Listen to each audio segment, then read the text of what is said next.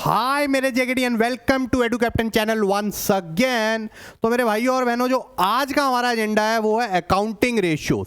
जो मुझे पता है कई लोग जो है छोड़ के जाते हैं क्योंकि उन्हें लगता है सर 4 नंबर 5 नंबर सर पहले बड़े वाले मार्क्स पूरे करवा दो। मेरे भाई, जब आपका ऑब्जेक्टिव हो ना 80/80, जब आपका ऑब्जेक्टिव हो ना top college of the India, तो भैया चैप्टर अगर 1 नंबर का भी होगा ना तो हमें कवर करना पड़ेगा। ये बात याद रखिएगा, ठीक है जी। तो बिना कुछ अपना बहाना मारे, बिना कुछ संकोच करे, इसको बहुत अच्छे से करना क्योंकि इसमें बहुत फॉर्मूलाज होते हैं। बच्चों को सबसे ज्यादा प्रॉब्लमेटिक यही लगता है सर इतने फॉर्मूलाज कौन याद करेगा। कुछ भी नहीं है, प्रैक्टिस करो। क्वेश्चन भले ही फॉर्मूले देख देख के प्रैक्टिस कर लो, आपको अपने आप याद हो जाएंगे, ठीक है जी। तो स्टार्ट करते हैं। देखो, ये आप लोगों की एक्सेल शीट है, भगवान की दुआ से बहुत अच्छा खासा हमारा जो है चल रहा है, ठीक है जी। हम धीरे धीरे धीरे धीरे स्टेप बाय स्टेप जो है सारे चैप्टर्स जो अपने रिवाइज करते जा रहे हैं। आई वो आप लोग प्रैक्टिस क्वेश्चन बहुत अच्छे से फॉलो कर रहे हो भैया, सीमेंट हो जाएगी आपकी अकाउंट्स में, आपको पहले बता रहा हूं। और जिस जिस बच्चे ने अभी तक मेरा टेलीग्राम चैनल ज्वाइन नहीं किया भैया, अकाउंट्स एंड इको की महफिल भैया डिस्कशन हो रही है डेली बेसिस पे, हर एक चीज से रिलेटेड डिस्कशन हो रही है, क्वेश्चन आंसर डिस्कस हो रहे हैं, आपस में अपनी प्रिपरेशन बच्चे डिस्कस कर रहे हैं,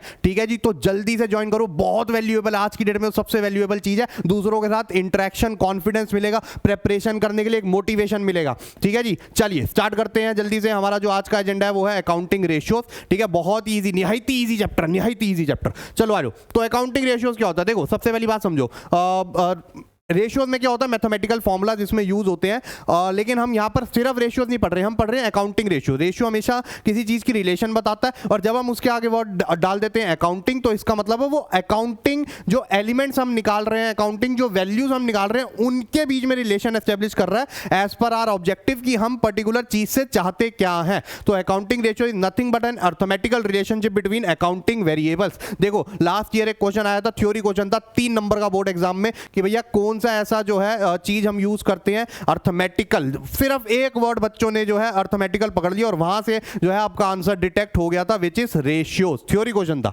ठीक है। अच्छा, रेशियो जो है आपकी प्योर भी हो सकती है, परसेंटेज भी हो सकती है, टाइम्स भी हो सकती है, एंड फ्रैक्शन में भी हो सकती है। थ्योरी हम जो है नेक्स्ट वीडियो के लिए जो है स्किप करते हैं। अभी फिलहाल के लिए हम चलते हैं हमारे प्रैक्टिकल पे। देखो, 4 टाइप की रेशियोज है, आपने मोटा मोटा पढ़नी है। लिक्विडिटी, सॉल्वेंसी, टर्नओवर, देन उसके बाद प्रॉफिटेबिलिटी रेशियो। चारों के अपने ऑब्जेक्टिव है, चारों के अपने एजेंडा है। सबसे पहले आते हैं लिक्विडिटी रेशियो। लिक्विडिटी रेशियो आपको सिंपल बताता है शॉर्ट टर्म सॉल्वेंसी के बारे में, कि कंपनी की एबिलिटी है अपने short term liabilities, current liabilities को मीट करने के लिए, ठीक है। इसमें 2 रेशियो मेजर आपने पढ़नी है। एक हो गई आपकी करंट रेशियो। कौन सी हो गई? Current ratio. करंट रेशियो नाम बता रहा है, ठीक है जी। इसमें करंट लगता है, करंट नहीं लगता इसमें मेरी जान। इसमें current assets and current liabilities का यूज होता है। देखो, अब टेक्निक्स बताऊंगा कैसे याद करना है। करंट रेशियो, करंट वाली कौन सी चीज है? बैलेंस शीट में 2 ही चीजें आप पढ़ते हो, ठीक है, एक करंट एसेट और एक करंट लायबिलिटी। तो current asset upon current liability सबसे ज्यादा आने वाली है ये आपके एग्जाम में। कभी भी पिछले साल का पेपर उठा लो, एक आपका वो टर्नओवर रेशियो में इन्वेंट्री टर्नओवर रेशियो, एक ये, ठीक है। अब इसमें कुछ बातें याद रखनी है। करंट एसेट्स आप सबको पता है, डेटर्स होते हैं, ट्रेड रिसीवेबल होते हैं, बिल रिसीवेबल होते हैं, इन्वेंट्री होता है, कैश एंड कैश इक्विवेलेंट्स होता है, मार्केटेबल सिक्योरिटीज होता है, ये सब होता है। लेकिन एक बात याद रखना, जब भी आप इन्वेंट्री ले रहे हैं तो उसमें स्पेयर पार्ट्स, लूज टूल्स हो ना, तो वो आप डिडक्ट कर दीजिएगा, ठीक है। क्योंकि वो हम नहीं लेते, क्योंकि हमारी इंटेंशन है कि हम देख सकें कि हमारी एबिलिटी है, कंपनी की एबिलिटी है to meet its short term liability, और ये आपको कोई पैसा नहीं ला के देने वाली है। सिमिलरली, अगर आपका कोई प्रोविजन फॉर डाउटफुल डेट बना हुआ है तो वो भी आपको डिडक्ट करना पड़ेगा, क्योंकि वो जो है लाइकली है पैसा डूबने वाला है, और हम ये देखना चाहते हैं पैसा आएगा कितना, ठीक है। इसकी जो आइडल रेशियो है वो 2:1 होती है। Higher the ratio better it is, लेकिन बहुत ज्यादा रेशियो भी जो है वो खराब मानी जाती है। क्यों? क्योंकि या तो हम ज्यादा ही इन्वेंट्री जो है स्टोर करके बैठे हुए हैं, एक ये रीजन हो सकता है, या फिर हम डेटर से पैसा ही कलेक्ट नहीं कर रहे हैं, ठीक है। उसके बाद जो आपकी सेकंड इसमें रेशियो आती है वो आती है लिक्विड। जब भी क्वेश्चन आता है ना लिक्विडिटी रेशियो निकालो, तो आपको दोनों निकालनी होती है, लेकिन जब आ जाए लिक्विड रेशियो निकालो तो आपको एक निकालनी होती है, जिसका दूसरा नाम क्विक रेशियो, तीसरा नाम एसिड टेस्ट रेशियो है। ये बेटर मानी जाती है करंट रेशियो। हम थोड़ी और छोटी एबिलिटी देखते हैं कि भैया अगर हमने बहुत जल्द अपनी करंट लायबिलिटीज की पेमेंट करनी है इंस्टेंट विद इन 2-3 मंथ्स, तो क्या हमारी एबिलिटी है? तो इसमें जो है लिक्विड रेशियो का फॉर्मूला हो जाता है, बस एसेट वाला पार्ट चेंज हो जाता है, लिक्विड एसेट्स या फिर quick assets upon current liability. आप क्विक एसेट कैसे निकलते हैं? कुछ भी नहीं है, जो आपके करंट एसेट आपको पता ही है कौन कौन से हैं, उसमें से इन्वेंट्रीज माइनस करेंगे, उसमें से प्रीपेड एक्सपेंस माइनस करेंगे। अब जो रूल आपके ऊपर लगे थे करंट एसेट पे, वही सेम रूल यहां पर भी लगेंगे। इसकी आइडल रेशियो होती है आपकी 1:1। Higher the ratio better it is, ठीक है। उसके बाद आते हैं हमारी सॉल्वेंसी रेशियोज पे, ठीक है। सॉल्वेंसी रेशियो जो होती है वो आपकी लॉन्ग टर्म सॉल्वेंसी के बारे में बताती है कंपनी की, कि यार ये अपनी जो लॉन्ग टर्म लोन्स या फिर जो प्रेफरेंस शेयर्स हैं उनको टाइम से जो है निकाल पाएगा कि नहीं निकाल पाएगा, ठीक है। इसमें सबसे पहली रेशियो आपको पढ़नी होती है डेट टू इक्विटी रेशियो, जो कि सिंपल आप बीएसटी में भी देखा होगा कैपिटल स्ट्रक्चर में, तो ये सिंपल आप वही पढ़ते हो डेट टू इक्विटी रेशियो में, बस डेट और इक्विटी। अच्छा, सबसे ईजी, निहायत ईजी रेशियो जो है यही है, क्योंकि इनके फॉर्मूला, इनके नाम में ही इनका फॉर्मूला छुपा हुआ है। क्वेश्चन में आ जाए debt to equity ratio, debt upon equity, debt पहले आ रहा है इक्विटी बाद में आ रहा है, बस डेट अपॉन इक्विटी। अच्छा, एक बात याद रखना, डेट का मतलब होता है यहां पर non current liability, external long term borrowings, जिसके दो कंपोनेंट होते हैं, एक लॉन्ग टर्म बोरोइंग, दूसरा लॉन्ग टर्म प्रोविजन, ठीक है। अगर क्वेश्चन में टोटल डेट आ जाए तो टोटल डेट का मतलब होता है डेट प्लस करंट लायबिलिटी, वो टोटल एक्सटर्नल लायबिलिटी बता रहा है, वो सिर्फ लॉन्ग टर्म नहीं बता रहा। तो अगर हम उसमें से करंट लायबिलिटी माइनस करेंगे तब जाकर आपके पास डेट आएगा, ये बात याद रखिएगा। अगर हम बात करते हैं इक्विटी की, तो इक्विटी या फिर शेयर होल्डर्स फंड, बात एक ही है। अच्छा, कई बच्चों को लगता है सर इक्विटी है तो हम सिर्फ इक्विटी शेयर कैपिटल लेंगे, नहीं,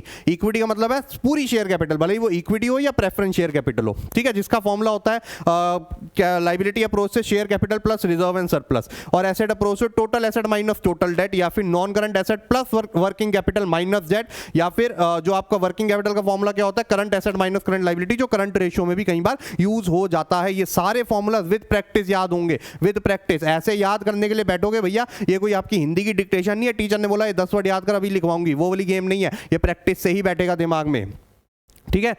उसके बाद चलते हैं, हमारा हायर द रेशियो जो है वो बेटर माना जाता है लेंडर्स के लिए, कि भैया उनकी जो कैपेबिलिटी है वो अच्छी है। Higher the ratio mean more debt as compare to equity, लेकिन लेंडर्स के लिए रिस्क बहुत ज्यादा हो जाएगा वहां पर, ठीक है, और लोअर आपके लिए वो हो जाएगी सेफ्टी उनके लिए, सॉरी माय बैड, यहां पर हायर द रेशियो जो है हायर रिस्क हो जाएगा, क्योंकि देखो अगर डेट ज्यादा है इक्विटी के कंपेरिजन में, दैट मीन्स कंपनी ने बहुत सारा डेट ले रखा है, तो अगर कल को कंपनी जो है लिक्विडेशन में जाती है तो उनकी डेट की पहले पेमेंट करनी होती है, और अगर इतने एसेट नहीं हुए तो हो सकता है कुछ लेंडर्स को पैसा ना मिले उनका, तो वहां पर रिस्क जो है ज्यादा होता है लेंडर्स के लिए। लेकिन लो रेशियो होगी, इसका मतलब है कि सेफ्टी उनकी है। अगली आती है total asset to debt ratio, again नाम में छुपा हुआ है इसका फॉर्मूला, टोटल एसेट ऊपर आ जाएंगे, डेट नीचे आ जाएंगे। टोटल एसेट आप सबको पता है, डेट अभी हमने ऊपर डिस्कस कर लिया, सेम रेशियो, ये तीनों ही रेशियो जो अभी प्रोप्राइटरी रेशियो भी हम पढ़ने वाले हैं, सारी सॉल्वेंसी के बारे में ही बताती हैं। तीसरी आती है आपकी प्रोप्राइटरी रेशियो। अच्छा, प्रोप्राइटर होता है ओनर, ओनर कैसे बनता है, जब वो पैसा लगाता है, मतलब इक्विटी, तो equity upon total asset, equity upon total asset जो है इसका फॉर्मूला होता है, इक्विटी का दूसरा नाम शेयर होल्डर्स फंड होता है, ये हमें अच्छे से पता है, ठीक है। Higher ratio means good safety margin for lenders, but very high ratio results in low return on investment. जितनी ज्यादा ये रेशियो होगी, इसका मतलब है कंपनी ने जो अपने टोटल एसेट्स है वो इक्विटी से ज्यादा फाइनेंस करे हुए, डेट से कम करे हुए, ठीक है। इसका मतलब क्या हो जाएगा कि भैया डेट वाले तो है सेफ मार्जिन पे बैठे हैं, क्योंकि जब भी कंपनी लिक्विडेशन में जाती है पहले पेमेंट डेट वालों की होती है, और डेट वाले जो लोग हैं वो कम है, ठीक है, जिन्होंने कंपनी को लेंड किया हुआ पैसा। अगला आता है इंटरेस्ट कवरेज रेशियो, ठीक है। इंटरेस्ट कवरेज रेशियो ये बताता है कंपनी की एबिलिटी टू पे इट्स इंटरेस्ट, क्या वो इंटरेस्ट पे कर पाएगी, क्या वो इतना कमाती है। इसका सिंपल सा फॉर्मूला होता है net profit before interest and tax upon interest on long term debt, जिसको हम पीबीआईटी के नाम से भी जानते हैं। अच्छा, क्वेश्चन में क्या होता है, पीएटी दिया होता है, उससे हमें पीबीआईटी निकालना होता है, प्रॉफिट आफ्टर टैक्स हमें दिया होता है, और profit before interest and tax जो है हमें निकालना होता है। अब इस पर्टिकुलर सिचुएशन में क्या होता है, देखो पीबीटी निकालने का सिंपल सा तरीका है पीएटी प्लस टैक्स, ये पीबीटी है, ये पीबीआईटी नहीं है, हमारे ऊपर पीबीआईटी यूज होता है फॉर्मूले में, ये पीबीटी है। देखो मैं आपको बताता हूं, पूरा ऐसे प्रोसीजर होता है, जब आप अपना स्टेटमेंट ऑफ पीएनएल बनाते हो ना, ठीक है, तो सबसे पहले तो आप अपने रेवेन्यू में से एक्सपेंसेस माइनस करते हो, यह आता है आपका पीबीआईटी, अभी इंटरेस्ट नहीं माइनस करा, फिर आप इंटरेस्ट माइनस करते हो क्योंकि आई पहले आ रहा है तो इंटरेस्ट हो गया वो, ये आता है फिर आपके पास पीबीटी, फिर आप टी माइनस करते हो टैक्स, फिर आपके पास आता है पीएटी, ठीक है। अब क्वेश्चन में ये दे देता है आपको चाहिए ये, तो यहां से यहां पहुंचने का 2 स्टेप है, पहले यहां से यहां पहुंचो, फिर यहां से यहां पहुंचो, ठीक है जी। तो पीबीटी निकालना है पहले, तो पीबीटी में पीएटी प्लस टैक्स कर दो। अच्छा, कई बार क्वेश्चन में क्या होता है, टैक्स अमाउंट में नहीं दिया होता, ज्यादातर क्वेश्चन में टैक्स रेट में दिया होता है, तो उस पर्टिकुलर सिचुएशन में आप पीबीटी को एक्स ले लोगे और टैक्स जो हो जाएगा वो डैश % ऑफ एक्स हो जाएगा, जितना भी % दिया। कभी भी कई बच्चे क्या होता है पीएटी के ऊपर जो है टैक्स का रेट लगा देते हैं, पूरा क्वेश्चन यूं काटा लग जाता है बड़ा बड़ा, ठीक है जी। तो ये गलती मत करना, ठीक है। हमेशा जो है टैक्स रेट पीबीटी के ऊपर लगता है, देखो यहां टैक्स लगा रहे हो ना, तो ये हमेशा पीबीटी के ऊपर ही लगेगा, ठीक है। उसके बाद आता है आपका पीबीआईटी, एक बार आपके पास पीबीटी आ गया, उसमें इंटरेस्ट ऐड कर दो जो कि अमाउंट में दिया होता है, अमाउंट में नहीं दिया तो वो सिंपल बोल देगा 8% डिबेंचर्स कंपनी जो है वो ले दे रखे हैं 10 लाख रुपए के, तो 10 लाख पे जो है आप 8% लगाओगे, आपके पास 80,000 रुपए अपने आप जो है आपका इंटरेस्ट आ जाएगा। ठीक है, तो ये पूरा जो है सीन होता है इसमें। उसके बाद चलते हैं हमारी अगली रेशियो पे। ठीक है, विच इज हाँ, तो विच इज आपका debt to capital employed ratio. ठीक है, ये नई रेशियो ऐड हुई है। इसमें भी सिंपल आपने पढ़ा ही होगा। कैपिटल एम्प्लॉयड क्या होता है? कैपिटल एम्प्लॉयड होता है डेट प्लस इक्विटी। तो देखो नाम में ही इसका फॉर्मूला छुपा हुआ है, डेट ऊपर आ जाएगा और आपका कैपिटल एम्प्लॉयड नीचे। कैपिटल एम्प्लॉयड का दूसरा नाम क्या होता है? Net assets. क्या नाम होता है इसका? Net assets. ठीक है, कैपिटल एम्प्लॉयड जो है आपका कैसे निकलता है? Date plus equity. अगेन मैं आपको बोल रहा हूं डेट प्लस इक्विटी। एक ये अप्रोच है। दूसरी अप्रोच है टोटल एसेट में से करंट लायबिलिटी माइनस कर लो, टोटल एसेट में से करंट लायबिलिटी माइनस कर दो। या फिर तीसरी अप्रोच है non current asset plus working capital. बात एक ही होती है। ठीक है, ये कैसे होता है? चलो पहले मैं आप लोगों को ना बैलेंस शीट का पूरा वो समझा देता हूं, फिर एक्टिविटी रेशियो पे चलते हैं। ठीक है, इससे आप सारे फॉर्मूले जो है अपने डिराइव कर लोगे, जो छोटे छोटे होते हैं ना, capital employed, working capital etcetera. तो देखो यहां पर आता है आपका इक्विटी, यहां पर आ गया आपका नॉन करंट लायबिलिटी, यह आ गया आपका current liability. Total liability is equal to total asset. यहां आते हैं आपके नॉन करंट एसेट, यहां आते हैं करंट एसेट। ठीक है, इन दोनों को हम बोलते हैं टोटल डेट, टीडी। ठीक है, इन दोनों को हम बोलते हैं कैपिटल एम्प्लॉयड। और current asset minus current liability, क्योंकि ऑपोजिट साइड पे तो माइनस होगा, ये बनता है आपका वर्किंग कैपिटल। ठीक है, उसके बाद नॉन करंट एसेट जो है आपको कैटेगरी में दिए होते हैं। कई बार दे देता है वो फिक्स्ड एसेट, ठीक है, या फिर property plant and equipment, non current investment, long term loans and advances. ठीक है, फिर फिक्स्ड एसेट वो दे देता है टेंजिबल और इनटेंजिबल में। अब देखो सिंपल सी बात है, अगर आपको सपोज करो क्या निकालना है? डेट निकालना है। ठीक है, नॉन करंट लायबिलिटी जो होता है, तो total date minus current liability. अभी मैं बात कर रहा था अगर आपको कैपिटल एम्प्लॉयड निकालना है, तो भैया हमें पता है total asset is equal to total liability होता है, तो total asset minus current liability. ठीक है, तो अपने आप कैपिटल एम्प्लॉयड आ जाएगा। एक दूसरा formula non current asset plus working capital, क्योंकि वर्किंग कैपिटल क्या होता है? Current asset minus current liability, उससे भी आपका टोटल डेट ही आ जाएगा। तो एक बारी बैलेंस शीट की कंपोजिशन समझ गए ना, तो अपने आप सारे फॉर्मूले जो है ऐसे दिमाग में बैठ जाएंगे बहुत ईजिली। ठीक है, चलिए तो मूविंग ऑन। अब आती है आपके पास एक्टिविटी रेशियो। क्या होती है एक्टिविटी? ये इफेक्टिवनेस बताती है कि कैसे कंपनी अपने रिसोर्सेज जो है वो यूज कर रही है। ठीक है, तो इन्वेंट्री टर्नओवर रेशियो जो है सबसे ज्यादा आने वाली है पेपर में, और बहुत इजी रेशियो है। इसका सिंपल सा फॉर्मूला है कॉक्स, COGS, या फिर cost of revenue from operation upon average inventory. सारे फॉर्मूला आपको एक ही जगह मैंने लिख के दे दिए अकाउंटिंग रेशियोज के, आपको कहीं और नहीं देखना पड़ेगा। उनकी डेरिवेशन कैसे कैसे टाइप के फॉर्मूला यूज होते हैं etcetera. Cost of goods sold के दो फॉर्मूले होते हैं, एक होता है revenue from operation minus gross profit, और अगर ग्रॉस लॉस दिया हुआ है क्वेश्चन में तो ऐड हो जाएगा। दूसरा होता है cost of goods sold is equal to opening stock plus net purchases plus direct expenses minus आपका क्लोजिंग स्टॉक। ये सारा आप क्लास 11 में पढ़ के आए थे जब ट्रेडिंग अकाउंट आपने बनाया था। और एवरेज इन्वेंट्री सबसे ज्यादा है इसमें, which is opening stock plus closing stock divide by 2। अच्छा, एक बात याद रखना, कहीं कहीं कहीं ज्यादा बच्चों को ये चीज नहीं पता होती है कि अगर क्वेश्चन में चेंज इन इन्वेंट्रीज दे रखा है, तो चेंज इन इन्वेंट्री का मतलब होता है ओपनिंग माइनस क्लोजिंग। ये बात हमेशा याद रखना। तो ये हमेशा ऐड हो जाएगी आपका COGS निकालने के लिए, क्योंकि देख सकते हो फॉर्मूले में ओपनिंग प्लस में और क्लोजिंग माइनस में है। ठीक है, अगर वो क्वेश्चन में दे दे भैया कि there is increase in inventory, increase in inventory का मतलब है क्लोजिंग ज्यादा है ओपनिंग कम है, तो आप उसको माइनस करोगे। अगर वो दे दे डिक्रीज इन इन्वेंट्री, तो इसका मतलब ओपनिंग ज्यादा थी क्लोजिंग कम है, तो आप इसको प्लस करोगे। ये बात याद रखिएगा। ठीक है, ये सारी चीजें आप लोगों के लिए मैंने नोट्स में लिख दी है। ठीक है, उसके बाद आ जाता है आपका gross profit is always consider to be the percentage of sale. अगर वो सीधा लिख दे ग्रॉस प्रॉफिट इज 20%, आगे ये नहीं दिया किसका 20%, तो हम हमेशा सेल्स का मानते हैं। और एक बात हमेशा याद रखना, कई बार क्या होता है क्वेश्चन में वो दे देता है कि closing inventory is 2 times of opening inventory, तो जितनी ओपनिंग इन्वेंट्री है क्लोजिंग इन्वेंट्री उसके डबल हो जाएगी। और अगर क्वेश्चन में दे देता है closing inventory is 2 times more than, बस ये 2 वर्ड ऐड करे ओपनिंग स्टॉक, तो इसका मतलब है जितना ओपनिंग स्टॉक है क्लोजिंग स्टॉक उसके डबल से उतना ज्यादा है, उसके डबल से ज्यादा है। ठीक है, मतलब डबल जितना है ना उतना उससे ज्यादा है। तो अगर यहां पर ओपनिंग इन्वेंट्री आपकी 10,000 आ जाती है, ऊपर वाले में देखो जैसे अगर ओपनिंग इन्वेंट्री 10,000 आ जाती है तो क्लोजिंग ऑटोमेटिकली 20 बन जाएगी। लेकिन इस वाले मेथड में अगर ओपनिंग इन्वेंट्री 10 होती है तो क्लोजिंग इन्वेंट्री जो है वो 10 का डबल 20 प्लस 10 30 हो जाएगी। तो आपने कुछ भी नहीं करना, इसमें सीधा क्लोजिंग इन्वेंट्री को 2x ले लेते हैं, इसमें ले लेते हैं 2x प्लस x। ठीक है, अगली रेशियो जो होती है आपकी वो होती है ट्रेड रिसीवेबल टर्नओवर रेशियो। ठीक है, ये इतनी ज्यादा नहीं आती है पेपर में। अच्छा, इसमें जो है प्रोविजन फॉर डाउटफुल डेट्स हम सबट्रैक्ट नहीं करते, जैसे हमने हमारे ट्रेड रिसीवेबल्स में करे थे करंट रेशियो में। तो ट्रेड रिसीवेबल टर्नओवर रेशियो का सिंपल सा फॉर्मूला क्रेडिट सेल्स या फिर क्रेडिट रेवेन्यू फ्रॉम ऑपरेशन। क्योंकि ट्रेड रिसीवेबल बनते कैसे आपके, जब आप क्रेडिट पे गुड्स बेचते हो, तो credit revenue from operation upon average trade receivable. Average trade receivable का सिंपल सा फॉर्मूला है opening trade receivable which is opening debtors plus opening bill receivable plus closing trade receivable divide by 2। अच्छा main आता है इसमें date collection period, वो कई बार एक एमसीक्यू आ जाता है। अब ये डेट कलेक्शन पीरियड का मतलब है कि ऑन एवरेज हम कितने पीरियड में अपना डेट कलेक्ट कर लेते हैं, which is 365 upon trade receivable turnover ratio. अगर डेज में आंसर चाहिए, अगर मंथ्स में चाहिए तो 12 upon trade receivable turnover ratio. अगली रेशियो आ जाती है आपकी ट्रेड पेबल टर्नओवर रेशियो। अब ट्रेड पेबल टर्नओवर रेशियो वही वाली चीज हो गई आपकी कि कितने नंबर ऑफ टाइम अपने क्रेडिटर्स को जो है अपने कैश में कन्वर्ट कर लेते हैं, मतलब पेमेंट कर देते हैं। और ऊपर जो ट्रेड रिसीवेबल टर्नओवर रेशियो थी उसका मतलब था कि कितने नंबर ऑफ टाइम्स हम साल में अपने डेटर्स को कैश में कन्वर्ट कर लेते हैं, उनसे ले लेते हैं। और इन्वेंट्री टर्नओवर रेशियो जो थी उसका मतलब था कि कितने नंबर ऑफ टाइम्स जो है, ये सारे आंसर टाइम्स में आते हैं, कितने नंबर ऑफ टाइम्स जो है हम अपनी इन्वेंट्री को सेल्स में कन्वर्ट कर लेते हैं।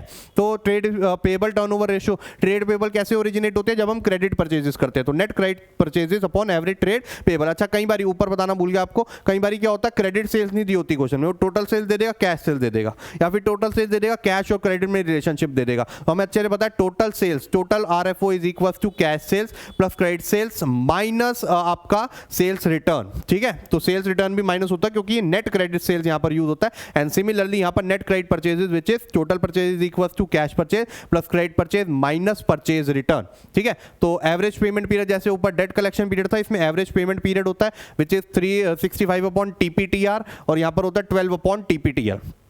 ठीक है, ये सारी चीजें नोट्स किस बात का ध्यान रखना है, किस बात का ध्यान नहीं रखना, मतलब इससे बढ़िया नोट्स आपको नहीं मिलेंगे। ठीक है, आ जाओ अगले पे आते हैं वर्किंग कैपिटल टर्नओवर रेशियो। अब ये वर्किंग कैपिटल टर्नओवर रेशियो जो है हम कितने इफेक्टिवली अपने वर्किंग कैपिटल को यूटिलाइज कर रहे हैं, ये बेटर मानी जाती है आपके आईटीआर से, इन्वेंट्री टर्नओवर रेशियो से, जिसका सिंपल सा फॉर्मूला है RFO, revenue from operation upon working capital. अगर क्वेश्चन में आरएफओ नहीं दिया तो उसके निकालने का तरीका दिया होगा, अगर वो भी नहीं दिया हो तो आप सीओजीएस यूज कर लोगे उसकी जगह। वर्किंग कैपिटल हमें पता है current asset minus current liability होता है। अगला आता है फिक्स्ड एसेट टर्नओवर रेशियो, दो एक्स्ट्रा रेशियोज जो है पिछले साल से ऐड हुई है इसमें। तो फिक्स्ड एसेट टर्नओवर रेशियो का सिंपल सा मतलब हम कितने इफेक्टिवली अपने फिक्स्ड एसेट जो है यूज कर रहे हैं, इसका सिंपल फॉर्मूला है नेट सेल्स और revenue from operation upon fixed assets. ठीक है, नेट सेल्स और रेवेन्यू, जो आपका रेवेन्यू फ्रॉम ऑपरेशन है वो ऊपर ही रहेगा।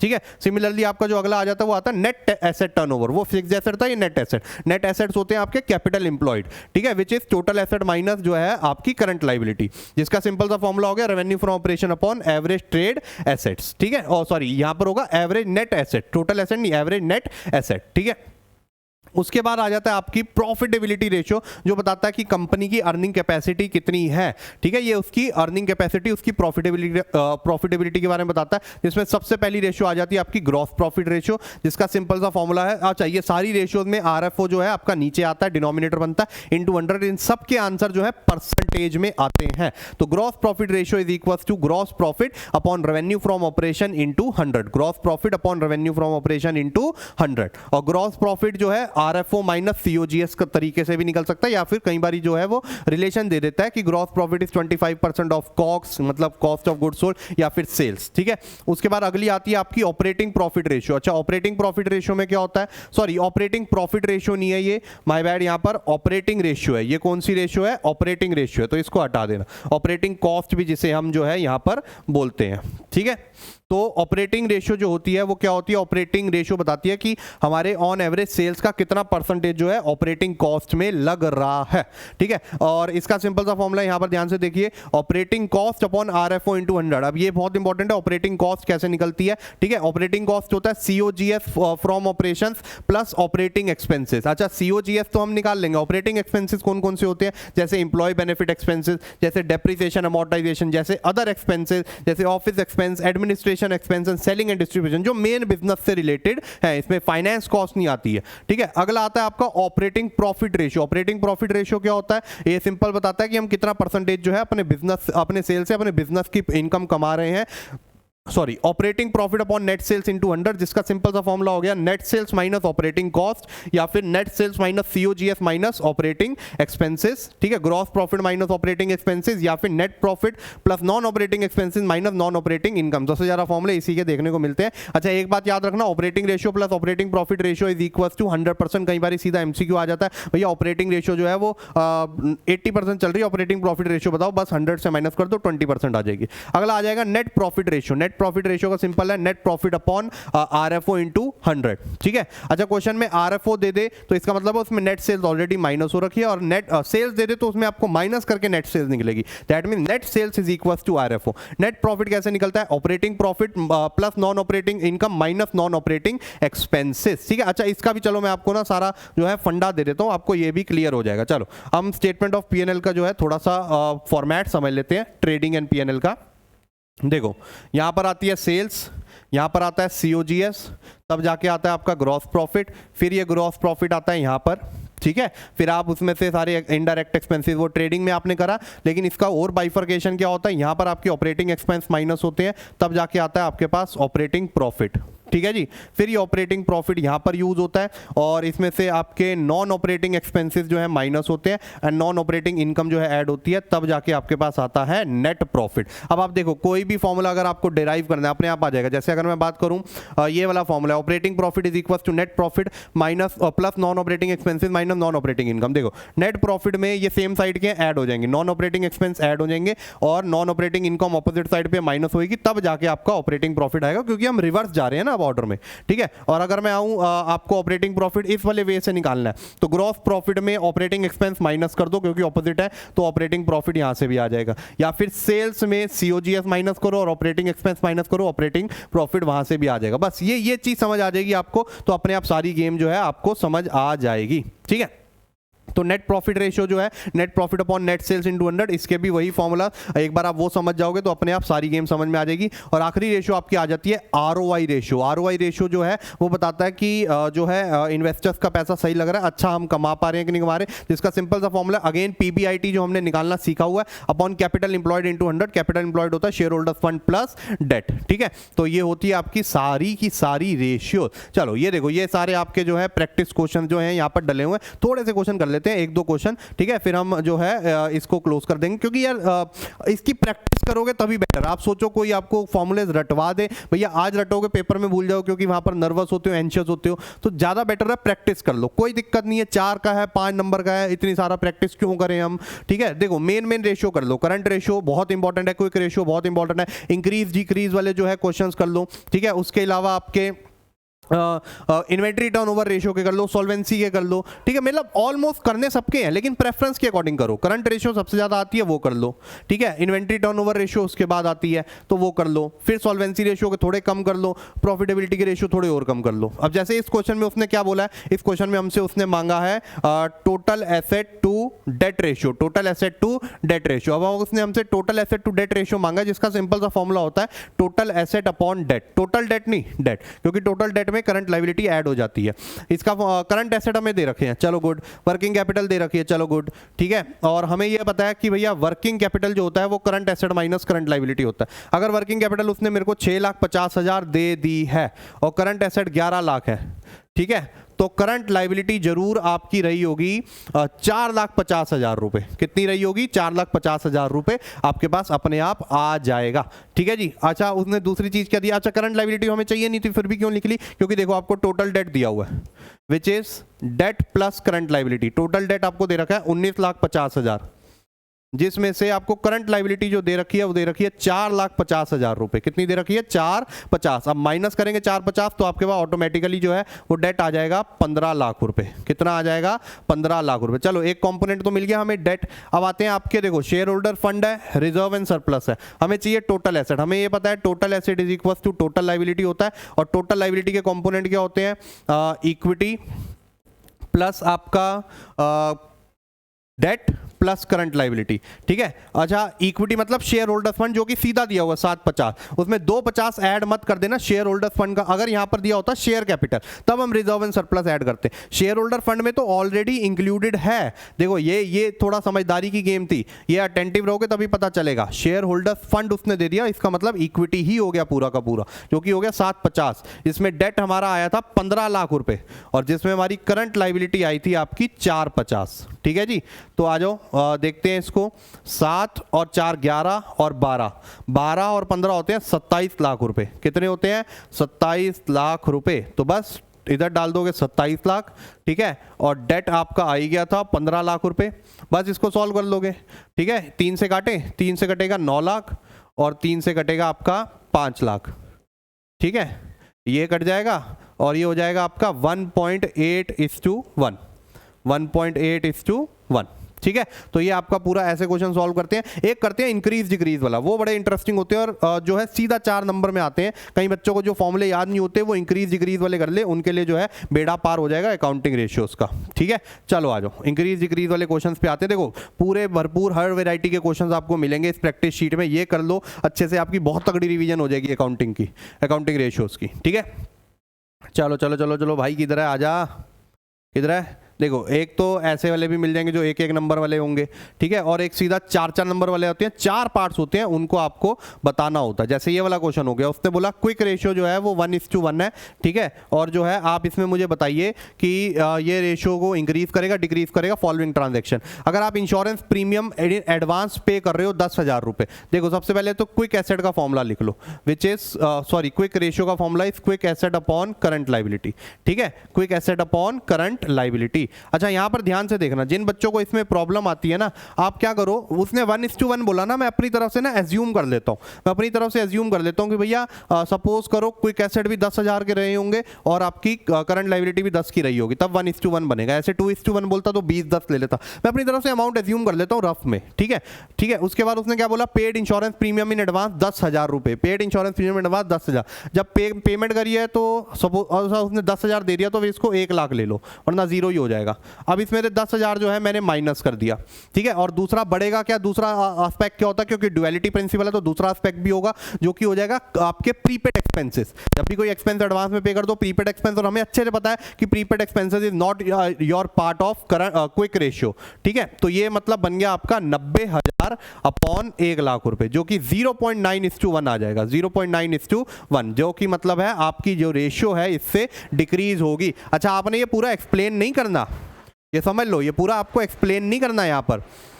ठीक है, आपको सिर्फ ये रीजन लिखना है कि the ratio will decrease because due to this transaction your current quick asset will decrease as there is payment of cash and there is no effect on current liability, so in nutshell your ratio will decrease. ठीक है, उसके बाद second पे आते हैं, which is purchase of goods on credit 8,000, purchase of goods on credit 8,000। ठीक है, अब परचेज ऑफ गुड्स की अगर हम बात कर रहे हैं तो गुड्स जब भी आप खरीदते हो तो इन्वेंट्री बढ़ेगी आपकी।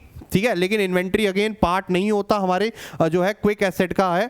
ठीक है, तो इसका मतलब अगेन क्रेडिट पे खरीद रहे हैं तो क्रेडिटर बढ़ रहे हैं, तो हम अगेन ले लेते हैं 1 लाख और नीचे भी ले लेंगे 1 लाख करंट लाइबिलिटी भी।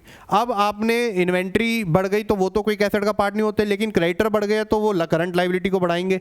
तो इन नटशेल आपकी ये भी आंसर डिक्रीज जाएगा। सिंपल रीजन लिखना है that due to purchase of goods on credit your current liability will increase, so the ratio will decrease. उसके बाद अगला आता है आपका issue of fully paid equity shares of 1 lakh. तो जब भी आप इक्विटी शेयर इशू करते हो आपके पास पैसा आता है, फुली पेड इक्विटी शेयर्स है, तो 1 लाख मतलब करंट एसेट बढ़ जाएंगे इसमें क्योंकि कैश आया, और दूसरा एस्पेक्ट इक्विटी में जाएगा, इक्विटी बढ़ जाएगी जिसका रोल यहां पर नहीं है, तो इन नटशेल आपकी रेशियो जो है वो इंक्रीज करेगी। एंड लास्ट इसमें आता है issued 9% debentures of 5 lakh to the vendor for machinery purchase. आपने जो है 5 लाख की जो है डिवेंचर्स जो है वेंडर को दिए फॉर मशीनरी परचेज, तो इसमें तो ना तो कैश ना कोई करंट लाइबिलिटी कुछ भी नहीं आया, तो इसका आंसर आ जाएगा आपका नो चेंज। ठीक है, सिंपल सा लिखना है, neither quick asset nor current liability is affected by this transaction. तो आई होप आपको ये अच्छे से समझ में आ गए हैं कि कैसे इसको क्वेश्चंस को करना होता है। अब आपको कुछ भी नहीं करना, जल्दी से जाके भले ही फॉर्मूलास की शीट लिख लो, ये पीडीएफ साथ में जो है डाउनलोड कर लो कहीं से। ठीक है जी, मतलब कहीं से क्या, आपको लिंक तो पता ही है, डाउनलोड करके प्रिंट करके रख लो और फॉर्मूला साथ में रख लो, वहां से देख लो। ठीक है, लेकिन फिलहाल के लिए इसकी प्रैक्टिस जरूर करो। ठीक है, भले ही 4 नंबर 5 नंबर है, लेकिन प्रैक्टिस जरूर करो। तो अब हम आपको मिलते हैं नेक्स्ट वीडियो में, तब तक के लिए bye bye, take care and have fun.